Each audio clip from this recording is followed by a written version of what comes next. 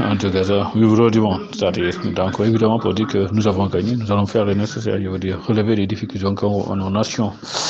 Mais je dis l'Afrique, c'est la situation évidemment que nous avons après les indépendances, c'est pas ce que nous voulons. Et par rapport à cela, nous sommes obligés de faire le nécessaire exactement pour qu'évidemment des générations futures puissent avoir évidemment un continent dont ils sont fiers. Évidemment, je te dis, au Sénégal, en tout cas, en 2024, je te dis, Inch'Allah Rabbi, nous ferons le meilleur. Nous ferons le meilleur de nous-mêmes, nous donnerons le meilleur de nous-mêmes pour dire exactement, nous allons changer les choses. Ça, c'est une évidence. Donc, manière dit exactement, en termes de dépendance, de démocratisation, de bonne gouvernance, en termes évidemment de stabilisation, de sécurisation, mais aussi en termes évidemment de finances. Tu sais, comme on dit, ça c'est l'aspect le plus important. Là, évidemment, avec Ada, tu comprends comment le développement, combien plutôt le développement coûte, ou combien le développement doit coûter pour l'Afrique. Mais je dis, quoi que ça puisse coûter, Inch'Allah, nous mettons le paquet pour cela. Je te dis, évidemment, la monnaie doit être changée. Exactement, on a dit cette année, nous attendons de voir. Quoi qu'il en soit, 2024, le franc CFA, nous ne trouverons pas en place. Ça, c'est la première chose. La deuxième chose, évidemment, c'est ce qu'on a dit. La société de nos entreprises nationales, j'ai dit évidemment, tout ce qu'on appelle entreprise nationale doit être nationalisé et sera 100% sénégalisé pour le Sénégal et 100% africain pour les autres États. Nous ferons notre meilleur exactement pour que cela se passe de la meilleure manière. Le troisième aspect, évidemment, c'est ce qu'on a dit. La monnaie africaine doit être soutenue, évidemment, garantie par un fonds monétaire africain, exactement, et qu'on nous crée, je veux dire, un marché commun africain, permettant évidemment à nos entreprises, exactement, d'être plus compétitives à l'échelle continentale et même à l'échelle internationale. Exactement, c'est ce que nous avons. Bon. Au-delà de ça, évidemment, je dis ce qu'on appelle l'économie. Exactement. Qu'est-ce qui a toujours soutenu notre économie? Si on prend le cas du Sénégal, l'économie sénégalaise, c'est toujours reposé évidemment sur 4 piliers, ou bien je disais les 4 piliers exactement du Sénégal. Évidemment, je ne te dirai, c'est l'agriculture, c'est l'élevage, c'est la pêche, c'est aussi l'artisanat.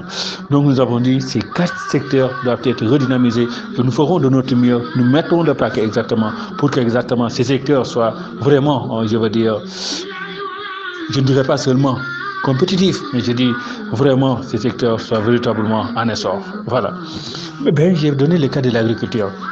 L'agriculture sénégalaise, si on analyse, on voit qu'évidemment, c'est une culture qui dure 2 mois et demi à 3 mois. C'est une agriculture, évidemment, qui emploie, on dira, 70% des actifs au Sénégal. Et donc, voilà, un tel secteur quand même, il ne faut pas me dire que on va les laisser, je veux dire, 2 ou 3 mois, je veux dire, sur 12, alors qu'évidemment, les 9 mois, on peut encore les utiliser et les cultiver davantage. La Renaissance africaine est claire. La Renaissance africaine dit, les 9 mois qui restent, nous allons faire de notre mieux, nous allons faire tout ce qui est possible pour que nos agriculteurs travaillent ces 9 mois. Évidemment, tu vas me dire, ce sont ces 9 mois qui sont essentiels quand même. On ne va pas me dire que 70% des actifs d'un pays, on va les laisser travailler 3 mois et les 9 mois chômer, je veux dire. C'est contre la vision même du développement. Exactement. De ce fait, exactement, nous allons faire le nécessaire. Comme je l'ai dit, la culture de la grande saison sèche, la culture maraîchère est possible, évidemment, et nous allons miser sur ça. Je t'ai parlé, évidemment, exactement, l'irrigation, exactement. Donc, tu vas me dire d'où va venir l'eau. Le Sénégal a l'eau nécessaire, a de l'eau nécessaire pour cela. Ben, exactement. Tu sais, on draine évidemment de l'eau depuis le nord du Sénégal jusqu'à la région de Dakar pour abreuver évidemment les populations dakaroises. Je dis non, ce phénomène, on va l'arrêter. Dakar va faire comme Dubaï, exactement, comme les Émirats, qu'on désalinise, je veux dire, l'eau de mer, exactement, que les Sénégalais, les Dakarois, je veux dire, en boivent. Maintenant, l'autre équation, l'eau qui venait à Dakar sera détournée évidemment vers l'intérieur du Sénégal pour irriguer, je veux dire, des champs. L'autre aspect, évidemment, c'est les forages. Mais exactement, je te toujours donné l'exemple du village de Grand-Père, qui a un grand forage, exactement, de grands champs, pour dire exactement, c'est cette logique aussi qu'on va adopter, je veux dire, pour une grande partie, évidemment, des villages de l'intérieur du Sénégal. Pour dire, évidemment, la culture en grande saison sèche, donc, mais exactement, c'est juste une volonté. Mais en tout cas, nous, en Renaissance africaine, nous avons cette volonté et nous allons faire notre nécessaire pour qu'elle se passe, évidemment, de la meilleure manière. L'autre aspect, évidemment, c'est ce qu'on a dit en termes d'élevage. L'élevage au Sénégal, ben, exactement, exactement, je te disais toujours, les peuples font la transhumance, évidemment, pendant la grande saison sèche, exactement, la recherche d'eau et de pâturage. Ben, je dis, la Renaissance africaine est claire. Nous allons jouer davantage sur ça, c'est-à-dire sédentariser les éleveurs, peuples, miser aussi sur ce qu'on appelle le croisement des espèces pour exactement avoir des espèces qui nous fournissent évidemment une plus grande rentabilité en lait et en viande. Ça aussi, c'est clair.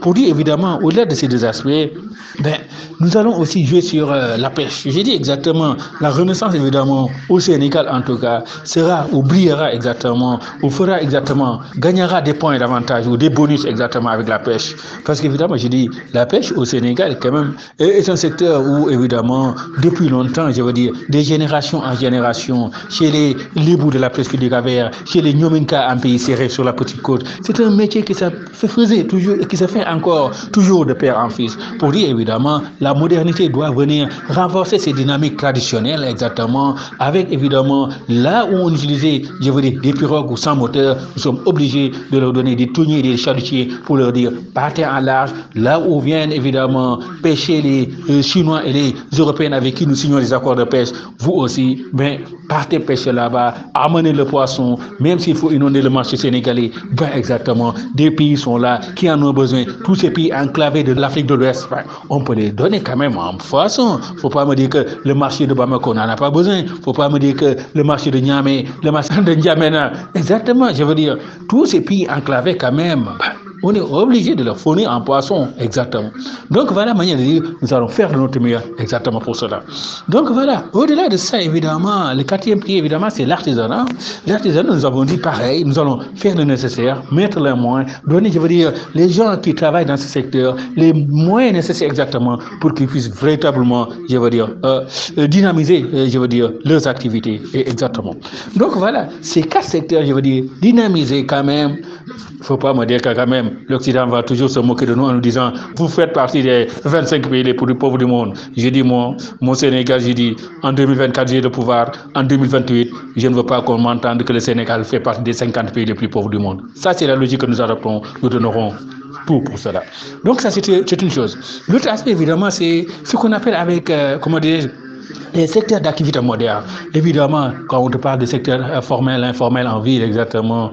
Voilà, quand on te parle évidemment du secteur des nouvelles technologies, de l'information et de la communication, ce qu'on appelle les NTIC en général. Mais je dis quand même, sur cet aspect, je fais confiance 100% à Sénégal Télécom, qui d'ici 2035, Inch'Allah, lancera un satellite en télécom. Dire et prouver exactement ce que l'Afrique va faire et ce que l'Afrique est capable de faire et ce que l'Afrique fait dans ce secteur pour dire quoi qu'il en soit, Inch'Allah, le 21e siècle, c'est africain.